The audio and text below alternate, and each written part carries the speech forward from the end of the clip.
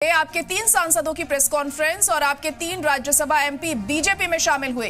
राघव चड्ढा ने किया पार्टी छोड़ने का ऐलान। राघव चड्ढा, संदीप पाठक बीजेपी में शामिल, अशोक मित्तल भी बीजेपी में शामिल हुए। ये उनका कहना है कि मैं गलत पार्टी में था। राघव चड्ढा ने इस दौरान ये बात कही कि मैं गलत पार्टी में था।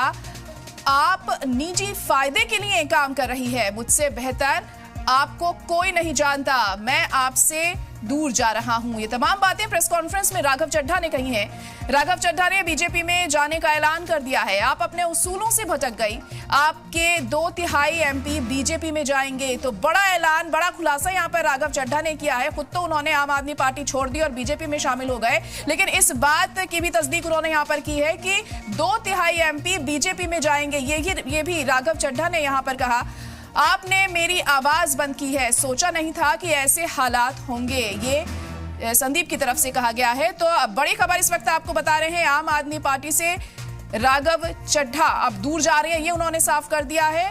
पार्टी छोड़ने का ऐलान उन्होंने कर दिया है।